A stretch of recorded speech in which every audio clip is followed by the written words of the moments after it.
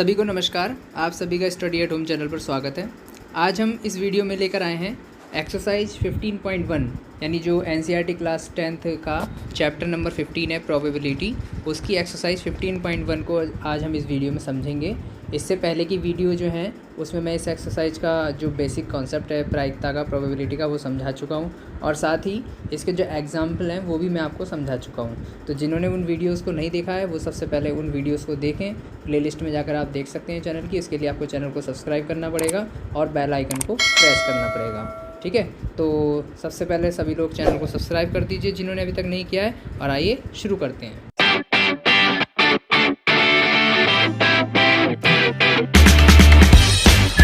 तो देखिए यहाँ पर पहला प्रश्न है, निम्नलिखित कथनों को पूरा कीजिए। घटना ई की प्रायिकता तथा घटना ई नहीं की प्रायिकता, यानी घटना ई की प्रायिकता प्लस घटना ई नहीं की प्रायिकता, यानी किसी भी घटना के होने की प्रायिकता में अगर उसके नहीं होने की प्रायिकता को जोड़ दिया जाए तो उसका योग क्या होता है? तो उसका योग हमेशा 1 होता है। यानी हमेशा सभी प्रायिकताओं का जो योगफल होता है वो हमेशा 1 होता है, ये आपको याद रखना है। फिर दूसरा प्रश्न है इसमें कि उस घटना की प्रायिकता जो घटित नहीं हो सकती वो ये है, उसमें हमें भरना है। तो ऐसी घटना क्या कहलाती है? देखिए, ऐसी उस घटना की प्रायिकता जो घटित ही नहीं हो सकती उसको हम असंभव कहते हैं। क्या कहते हैं? असंभव। तो इसमें आपको असंभव लिखना पड़ेगा, या ऐसी घटना असंभव कहलाती है, लेकिन और प्रायिकता जो होती है उसकी वो 0 होती है। यानी इसमें प्रायिकता भरनी है। पहले हमें ये पूछा है कि उस घटना की प्रायिकता जो घटित ही नहीं हो सकती तो क्या होगी? वो 0 होगी। और ऐसी घटना को हम क्या कहते हैं? असंभव घटना कहते हैं, ठीक है।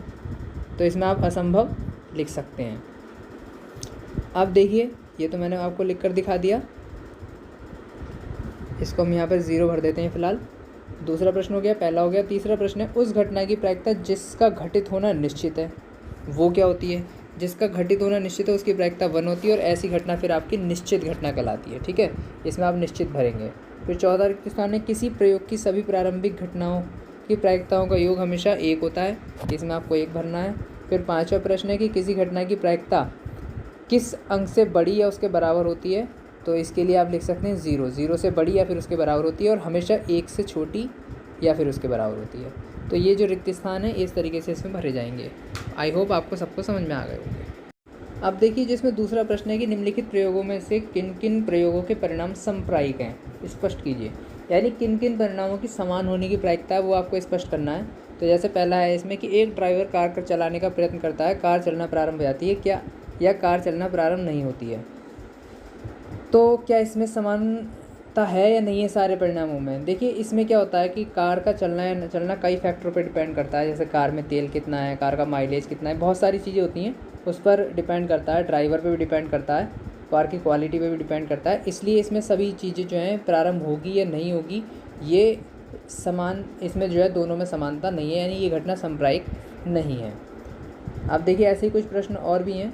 अगर हम इनकी बात करें तो एक खिलाड़ी बास्केटबॉल में बास्केट डालने का प्रयत्न करती है, वह बास्केटबॉल में बॉल डाल पाती है या नहीं डाल पाती है? तो ये भी समान प्रायिकता नहीं है, क्योंकि इसमें भी खिलाड़ी पर निर्भर करता है। क्या पता किस टाइप का खिलाड़ी है, उसकी कितनी वो कितना टैलेंट है उसके अंदर, वो कितना खेलना जानती है, खिलाड़ी की क्वालिटी पर निर्भर करता है।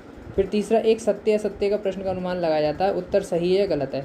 ये समप्रायिक घटना है, क्योंकि इसमें 2 ही कंडीशन हो सकती हैं सत्य असत्य वाले क्वेश्चन में, कि या तो ये सही होगा या फिर गलत होगा। तो ऐसी घटना समप्रायिक जरूर कहलाएगी। अब एक बच्चे का जन्म होता है, वह लड़का है या लड़की, ये भी घटना समप्रायिक है, क्योंकि बच्चे का जन्म होगा या तो वो लड़का होगा या लड़की होगा, इसके अलावा कोई दो आंसर नहीं, और दोनों के 50-50% चांस हैं। तो जिसमें बराबर चांस हो किसी चीज़ के होने के, 2 ही चांस हों, तो ऐसी घटना समप्रायिक कहलाती हैं, और जिसमें नहीं हो तो वो नहीं कहलाती। तो आई होप इनको ये क्वेश्चन भी आपको सबको समझ में आ गया होगा। फिर तीसरा प्रश्न है कि फुटबॉल के खेल को प्रारंभ करते समय यह निर्णय लेने के लिए कि कौन सी टीम पहले बॉल लेगी, इसके लिए सिक्का उछालना एक न्याय संगत विधि क्यों माना जाता है? वो इसीलिए माना जाता है क्योंकि सिक्का उछालने में जो परिणाम आने की जो प्रायिकता होती है वो दोनों की समान ही होती है, या तो हेड आएगा या टेल आएगा, दोनों के 50% बराबर चांस होते हैं, इसलिए इसको न्याय संगत माना गया। यही आपको इसके उत्तर में लिखना होगा। फिर चौथा प्रश्न है कि निम्नलिखित में से कौन सी संख्या किसी घटना की प्रायिकता नहीं हो सकती?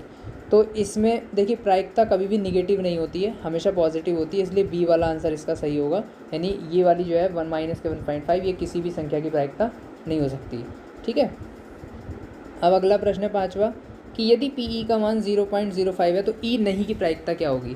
देखिए किसी भी घटना की होने की प्रायिकता अगर आपको दी और आपको नहीं होने की निकालनी हो तो सीधा सीधा आप उसे 1 में से माइनस कर दीजिए, यानी आप 1 में से 0.05 को माइनस कर देंगे, आपका आंसर आ जाएगा।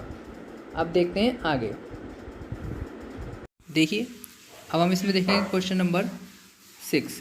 तो क्वेश्चन नंबर 6 जो है, एक थैले में केवल नींबू की महक वाली मीठी गोलियां हैं। मालिनी बिना थैले में झांके उसमें से एक गोली निकालती है, तो इसकी क्या प्रायिकता है कि वह निकाली गई गोली नंबर 1 संतरे की महक वाली है और नंबर 2 नींबू की महक वाली है। अब जैसा क्वेश्चन में बताया गया कि थैले में केवल नींबू की ही महक वाली मीठी गोलियाँ हैं, ठीक है, कौन सी, केवल नींबू की महक वाली, यानी संतरे की महक वाली गोलियाँ उसमें है ही नहीं।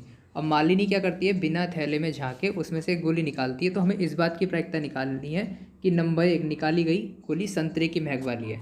अब देखिए हमारे लिए जो अनुकूल परिस्थिति अब क्योंकि हमें संतरे की महक वाली गोली की प्रायिकता निकालनी है और ये हमें पता है थैले में संतरे की महक वाली गोली है ही नहीं, तो इसका मतलब हमारे लिए अनुकूल परिस्थिति क्या हो गई, 0 हो गई, है ना। और केवल कौन सी गोलियां हैं उसमें, नींबू की महक वाली, यानी ये बात तय है कि हाथ डालेंगे तो हम उसमें संतरे की महक वाली निकल कर आए, वो ओनली नींबू के महक वाली गोली निकल कर ही आएगी, तो इसलिए संतरे की महक वाली गोली निकल के आएगी। इस बात की प्रायिकता आपकी क्या हो जाएगी, 0 हो जाएगी। चाहे टोटल गोलियां अपॉन में आप कितनी भी लगाएं, वो इसमें हालांकि दी नहीं है। मान लो 100 गोलियां भी होती तो बटे में अगर आप 100 लगाओ या 20 लगाओ, जितनी भी गोलियां हो, 0/100 करो या 0/20 करो या 0/10 करो, आंसर उसका 0 ही आएगा।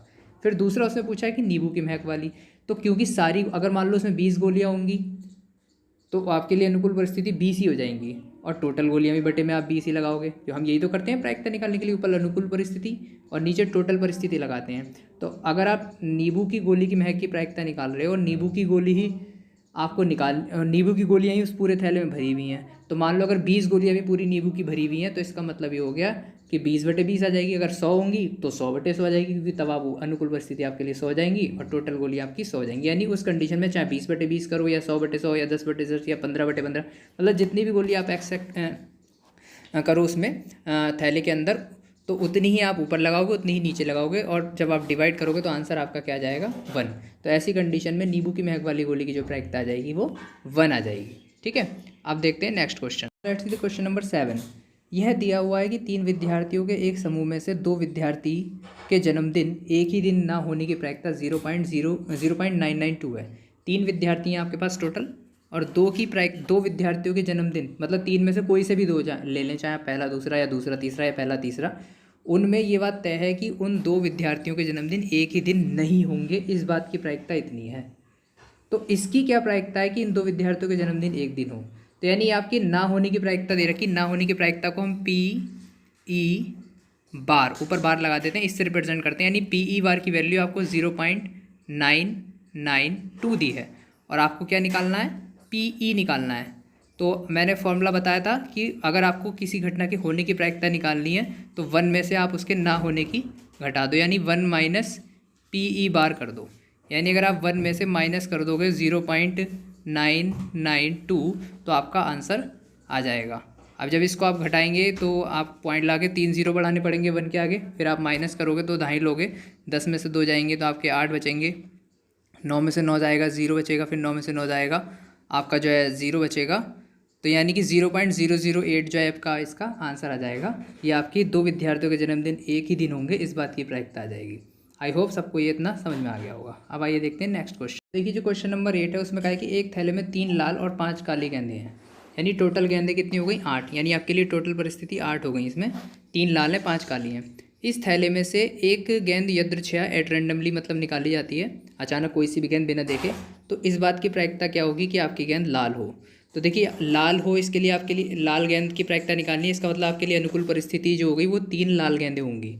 तो हमारी प्रायिकता निकालने का जो फॉर्मूला होता है वो मेन यही होता है कि ऊपर आप अनुकूल परिस्थितियाँ लगाएं जो कि 3 है और बटे में टोटल लगाएं, तो टोटल गेंदें कितनी 8, तो 3/8 इसकी प्रायिकता हो जाएगी, यानी फर्स्ट क्वेश्चन का आंसर 3/8।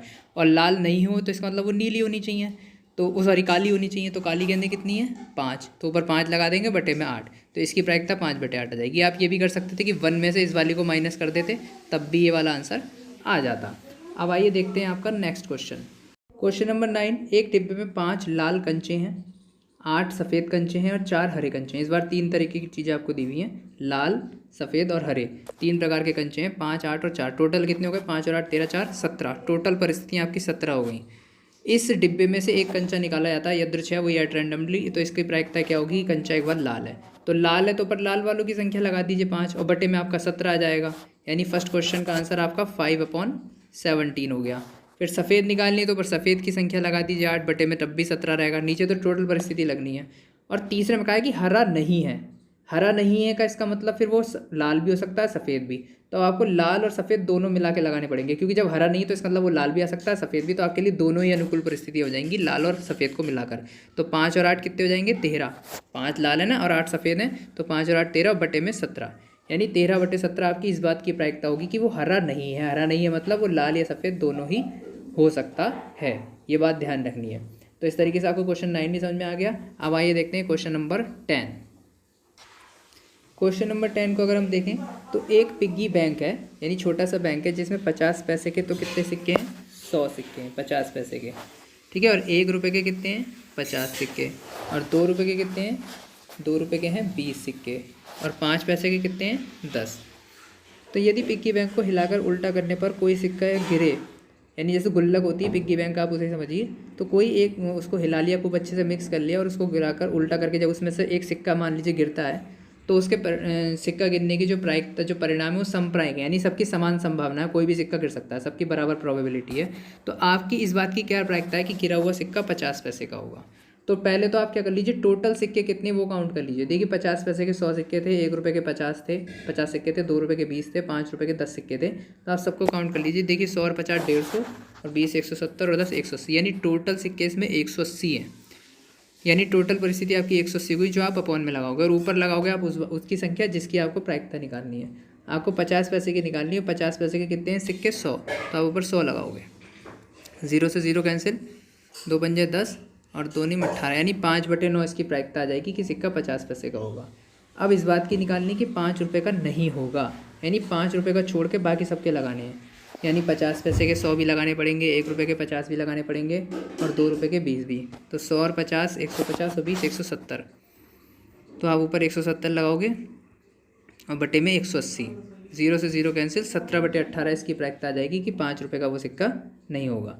तो आशा करता हूँ आपको ये सारे 10 क्वेश्चन जो मैंने अभी इसमें समझाए हैं वो समझ में आ गए होंगे। अगर आपको वीडियो पसंद आई हो तो इसको लाइक शेयर करना ना भूलें दूसरों के साथ, और कमेंट करना ना भूलें। आपको अगर कोई क्वेश्चन समझ में नहीं आया तो आप कमेंट बॉक्स में लिखकर मुझसे भेज सकते हैं, और अगर कोई भी सजेशन देना चाहें तो वो दे सकते हैं। अगर आपको वीडियो पसंद आई हो तो इसको लाइक ज़रूर करें और चैनल को सब्सक्राइब ज़रूर करें। और हाँ, सबसे पहले सब्सक्राइब का बटन दबाते समय ध्यान रखना है कि अगर किसी ने पहले से सब्सक्राइब कर रखा है तो वो दोबारा प्रेस ना करे, नहीं तो वो अनसब्सक्राइब हो जाएगा। यानी आप ये देखिए कि अगर अनसब्सक्राइब आपने कर रखा है तो वो रेड कलर का होगा, जैसे ही आप उसे सब्सक्राइब करेंगे तो उसका रेड कलर हट जाएगा, ठीक है। वहाँ लिखा आ जाएगा सब्सक्राइब्ड, ओके। और तो वो नहीं करना है, आपको सब्सक्राइब करना है और नोटिफिकेशन की बेल जरूर बजानी है, ठीक है, जिससे आपको जो भी वीडियो आएंगी मेरी आपको पता चलता रहेगा। तो आशा करता हूँ सबको समझ में आ गया होगा। तो आज के लिए इतना ही, धन्यवाद। और बाकी जो है इसका अगर क्वेश्चन किसी ने शुरू की वीडियो नहीं देखी है तो वो ज़रूर देखें, तभी आपको ये क्वेश्चन समझ में आएंगे। इसके और भी पार्ट मैं ला चुका हूँ, आप चैनल की प्लेलिस्ट में जाकर देख सकते हैं। और आगे की जो इसकी एक्सरसाइज है वो आगे के पार्ट्स में आएगी। तो तब तक के लिए धन्यवाद, जय हिंद।